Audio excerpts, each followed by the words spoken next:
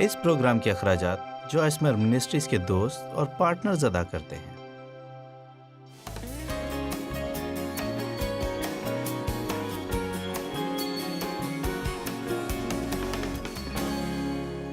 اگر آپ صرف اپنے دل کی سننے کے طلبگار ہوتے تو اس وقت کچھ لوگوں کی زندگی میں اتنی ابتری نہ ہوتی۔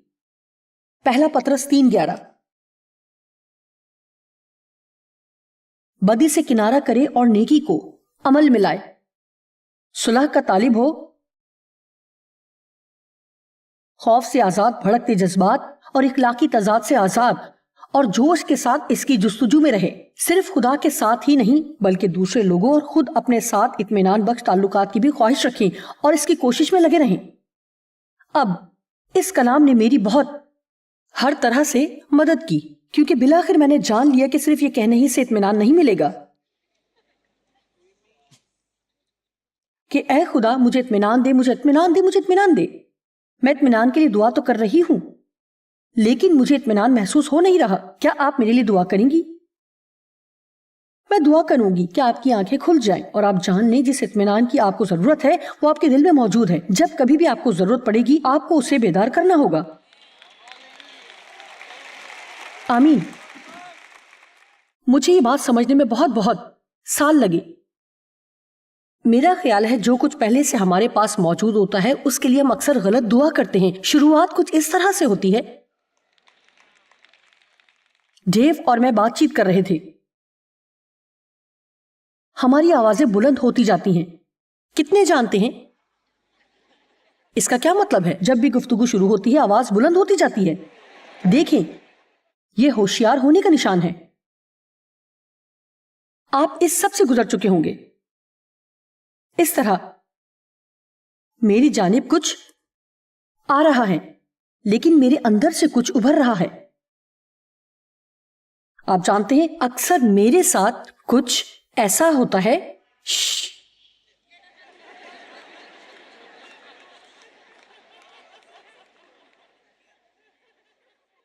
یہ ایسا نہیں ہوتا کہ لمبی چوڑی بات ہو، خدا کہتا ہے خاموش ہو جاؤ۔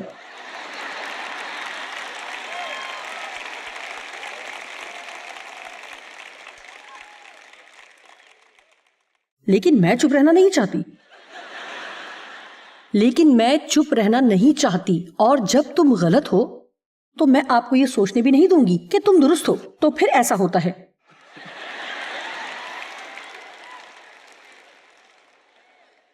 دیکھیں اگرچہ یہ میرے لیے جھنجھلاہٹ کا باعث ہوتا ہے، اگر میں اپنے اندر اطمینان کو بیدار ہونے دوں تو میں پرسکون رہ سکتی ہوں۔ اس صورتحال میں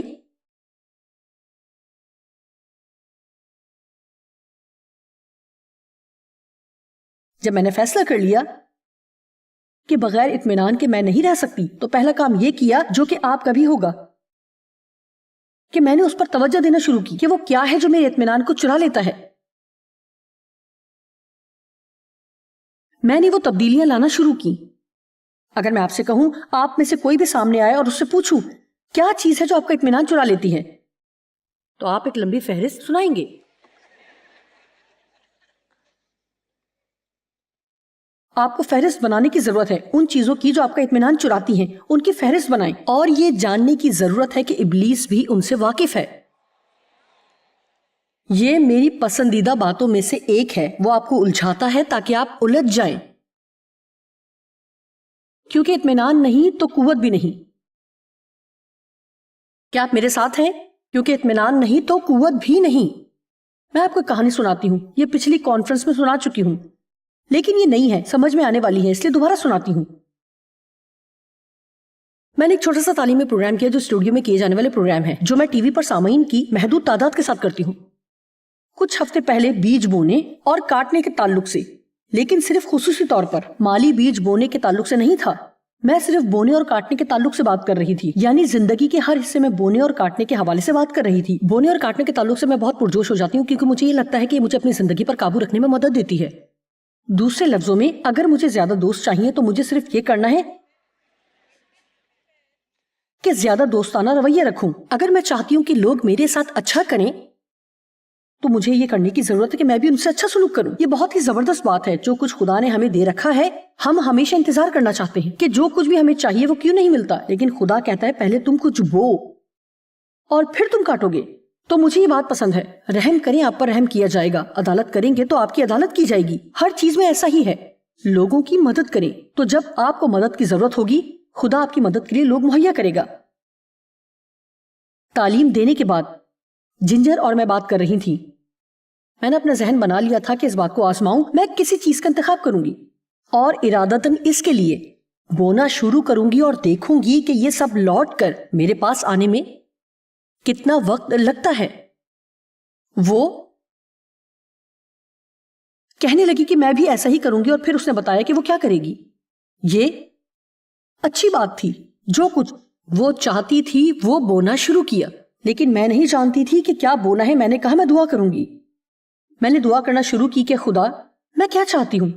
یہاں پر میرا یہ مقصد نہیں کہ در حقیقت میں بہت زیادہ مذہبی بننے کی کوشش کر رہی ہوں, لیکن اس مقام پر میں کسی بھی چیز سے بڑھ کر اپنی زندگی میں کچھ اس طرح سے خدا کی قوت چاہتی ہوں.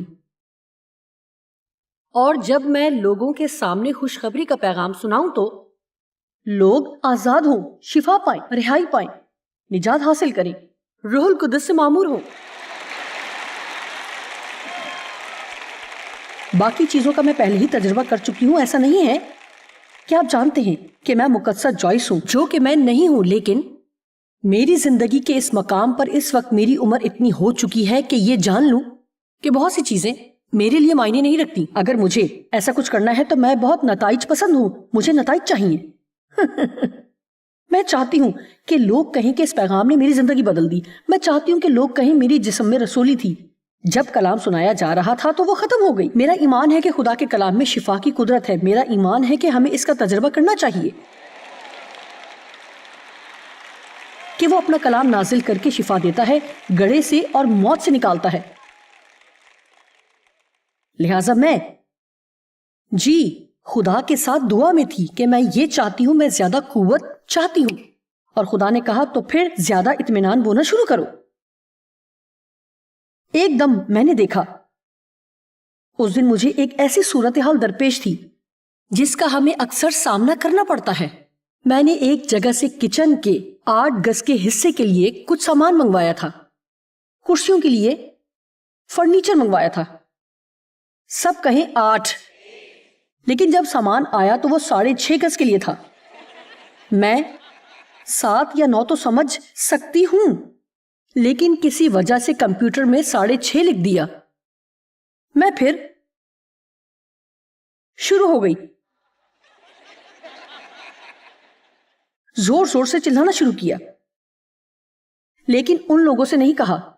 لیکن اس بارے میں اپنی بیٹی سے بات کر رہی تھی کہ لوگ وہی کچھ کیوں نہیں کرتے جو آپ ان سے کرنے کو کہتے ہیں. کیا آپ میں سے کسی نے کبھی ایسا جملہ کہا ہے؟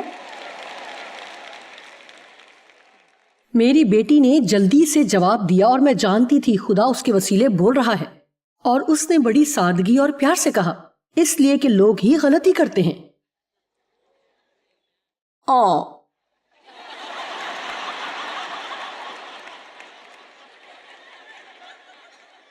تو پھر میرا خیال یہ بات درست ہے. اگر یہ میرے معمول کے دنوں میں سے ہوتا تو میں کم از کم 5 یا 6 لوگوں کو یہ بات بتا چکی ہوتی. آپ اس بات کا یقین نہیں کریں گے جب تک کہ میں جھنجھلا نہ جاؤں. آپ یقین نہیں کریں گے. ہم یہی کرتے ہیں, ہم اپنے ساتھ ایسا کرتے ہیں. 6.5 گز کے لیے غصے میں آ جانے سے یہ 8 میں نہیں بدل سکتا. اور اس وقت میں چاہے جو بھی کر لیتی, میرے پاس صرف 6.5 گز ہی تھا, لیکن مجھے 8 کی ضرورت تھی. میں صرف یہی کر سکتی تھی کہ دوبارہ آرڈر دوں اور انتظار کروں.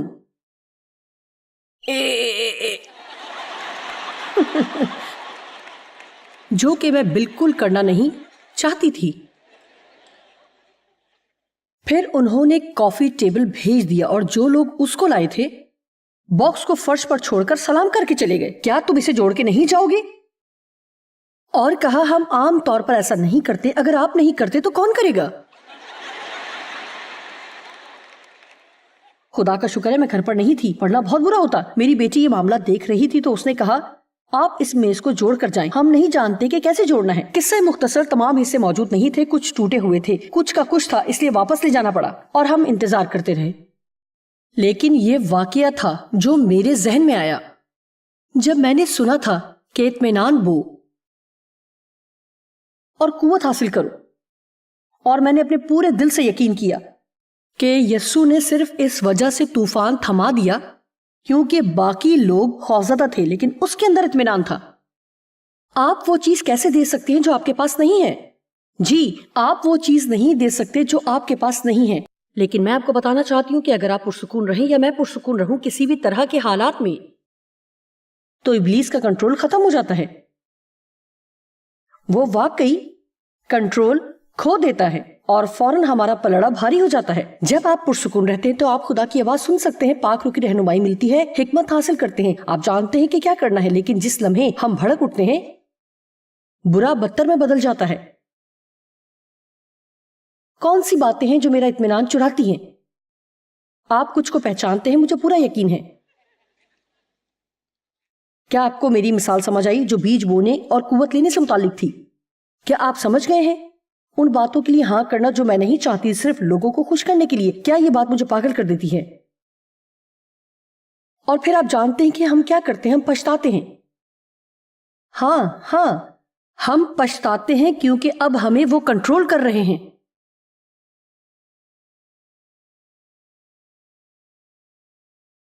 روزانہ، جیسے یہ کہہ رہی ہیں، روزانہ روزانہ روزانہ روزانہ روزانہ ہی ہوتا ہے۔ لیکن سنیں، ایسا نہیں ہے کہ ہر روز میرے ساتھ ایسا ہوتا ہے، بلکہ میں ہر روز اسے اپنے ساتھ ہونے دیتی ہوں۔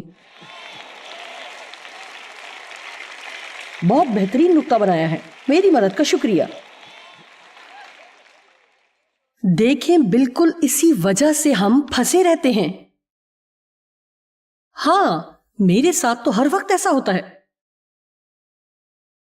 پاسٹر مائک نے میرے ساتھ بات کی، میں آپ کے ایمان کو بڑھانے کے لیے بتانا چاہوں گی۔ اس نے کہا میں جب دعا کر رہا تھا اس ہفتے کی عبادت کے لیے، سکھانے اور منادی کے لیے، مجھے محسوس ہوا کہ خدا نے مجھ پر کچھ ظاہر کیا اور اس عورت کے بارے میں یاد دلایا جو کہ بدرو کے باعث کبڑی تھی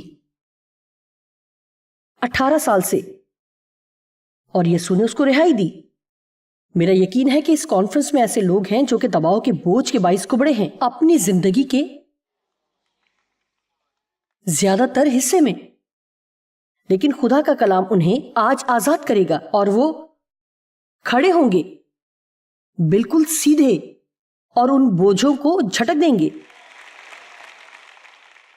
لیکن یہ اس وقت ہوگا جب کوئی ذہن میں یہ ٹھان لے کہ میں اب مزید برداشت نہیں کروں گی، میں مزید اس طرح زندہ نہیں رہوں گی۔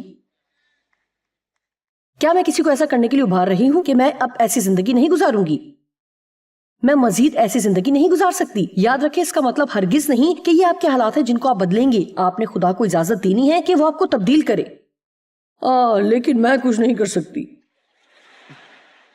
میں جانتی ہوں میرا آغاز بھی ایسا ہی تھا، لیکن میں بتانا چاہتی ہوں کہ اگر آپ مطالعہ کریں اور کرتے جائیں، یعنی آپ کو ہر اس آیت کو کھوجنا ہے جس کا تعلق اطمینان سے ہے، چاہے اسے ہاتھ سے لکھیں، چاہے کمپیوٹر میں لکھیں، چاہے دیوار پر لکھیں، آپ کو ان پر غور کرنا ہوگا، دیکھنا ہوگا، سوچنا ہوگا، جب تک کہ کوئی چیز آپ کو پریشان کرنا شروع نہ کر دے۔ تو پہلی چیز جو آپ نے سوچنی ہے، اطمینان رکھو، پرسکون رہو۔ لیکن شروعات میں یہ اتنا آسان نہیں ہوگا کیونکہ آپ کو ایسا کرنے کی عادت نہیں ہے۔ لیکن دیکھیں یہ عمل آپ کو کتنی مشکلات سے بچائے گا۔ میں تو ایسی زندگی نہیں گزار سکتی، میں مزید ایسی زندگی نہیں گزار سکتی، ویسے بھی بہت بوڑھی ہو گئی ہوں یہ سب کرنے کے لیے۔ خدا پر بھروسہ نہ رکھنا یہ بہت زیادہ دباؤ کا باعث ہے،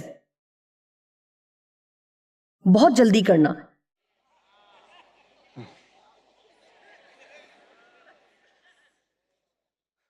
ایک ہی وقت میں بہت سی مشکلات، ان چیزوں کو پیچیدہ کرنا جو کہ بہت آسانی سے ہو سکتی ہیں۔ او خدایا، جانتی ہوں میری کہانیاں تو سنی ہیں، ایک باربیکیو کا ستیہ ناش کر دیا۔ یہ ایسے ہے، آپ جانتے ہیں میں نہیں جانتی کہ سادہ کھانا کیسے بناؤں، اور مجھے تو کچھ زیادہ ہی کرنا ہوتا ہے، ضرورت سے زیادہ۔ بیٹی کے گھر جاتی ہوں باربیکیو کے لیے اور اس کے پاس بس 3 ہی چیزیں ہیں، گوشت، سلاد اور پھلیاں، اور میں سوچتی ہوں کیا اس کو صرف یہی کچھ چاہیے؟ اور پھر اکثر اس کے پاس تو یہ سب بھی کچھ زیادہ نہیں ہوتا اور میں سوچتی ہوں کیا تم سمجھتی ہو کہ یہ سب کافی ہے؟ تو وہ کہتی ہے اگر نہیں ہے تو نہیں ہے۔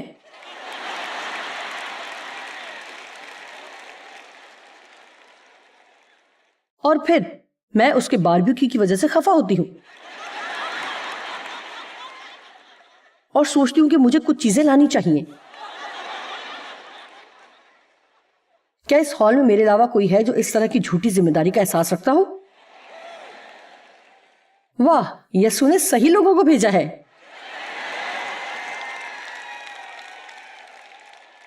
میں آپ کو بتانا چاہوں گی، میں آپ کا مسئلہ تو حل کرنے کے لیے تیار ہوں، آپ کو مشورہ دینے کو تیار ہوں۔ ان چیزوں کو پیچیدہ بنانا جو کہ آسانی سے ہو سکتی تھی، بہت زیادہ شور بہت دیر تک میرے لیے مسئلہ ہے اور میں چاہتی ہوں کہ خاموشی ہو جائے۔ اوہ مجھے ان لوگوں کی سمجھ نہیں آتی جن کے آس پاس ہر وقت شور ہوتا رہتا ہے، اور موسیقی کا شور اتنا زیادہ۔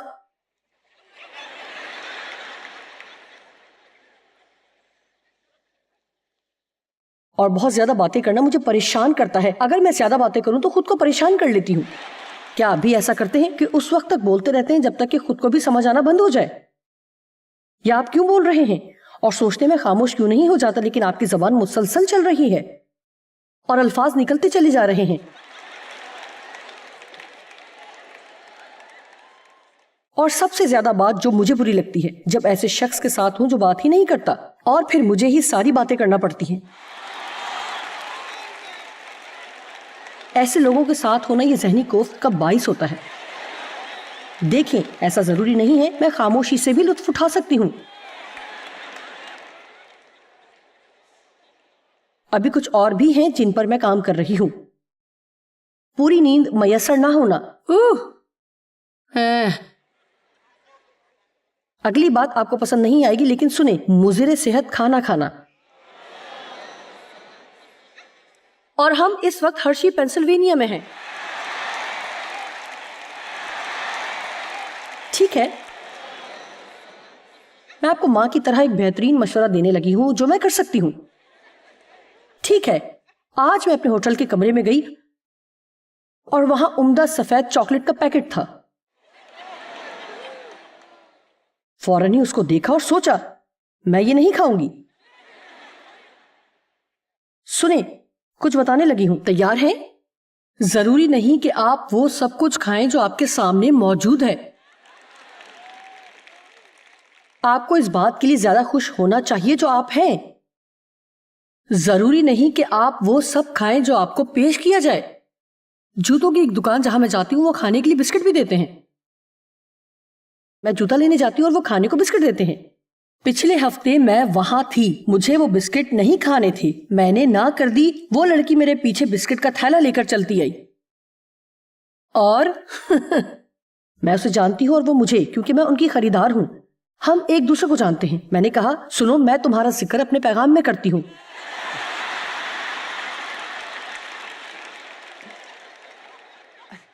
میں جوتا لینے آئی ہوں، بسکٹ نہیں۔ مجھے بسکٹ کھلانے کی کوشش نہ کرو۔ لیکن آپ بیٹھ کر لوگوں کو بسکٹ کھاتا دیکھ سکتے ہیں، بس کھاتے جا رہے ہیں، کھاتے جا رہے ہیں، وہاں بیٹھے کھاتے جا رہے ہیں۔ وہ چاہتے ہیں کہ میں یہ گھر لے جاؤں۔ ٹھیک ہے، میں گھر لے جاتی ہوں۔ دیکھیں، اپنی کچھ حدود مقرر کریں، اپنی زندگی کے گرد باڑ لگائیں، کچھ فیصلے کریں، فیصلہ کریں کہ آپ کو کیا کرنا ہے اور چیزوں کو اجازت نہ دیں کہ آپ پر حکمران ہوں۔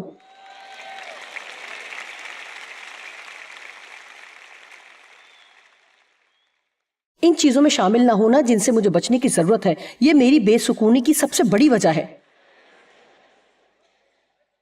پچھلے ہفتے ہی میں نے کلام میں پڑھا ہے کہ اپنے کام سے کام رکھو۔ بے وقوف آدمی جانتا ہے کہ اس کا مسئلہ کیا ہے، لیکن وہ اس کو حل کرنے کی کوشش نہیں کرتا۔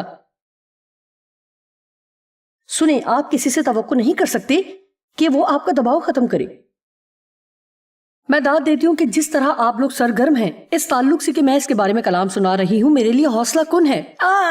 جیسا کہ ہر کوئی جوش میں ہے جب میں نے کہا کہ دباؤ کے پریشر سے جان کیسے چھڑائیں, رسی کیسے کھولیں, آزاد کیسے ہوں, لیکن جو نقطہ آپ نے نظر انداز کیا کہ خود کو کیسے آزاد کریں. میرا خیال نہیں کہ اس میں کچھ ایسا ہے جو مخصوص سننے یا مخصوص پڑھنے کے لیے ہے.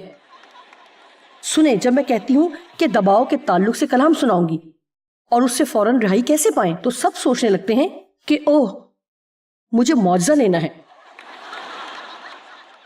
مجھے مزید دباؤ نہیں چاہیے, اور پھر آپ جوش میں آ جاتے ہیں. جانتے ہیں کہ اب جوش بھی کم ہوتا جا رہا ہے.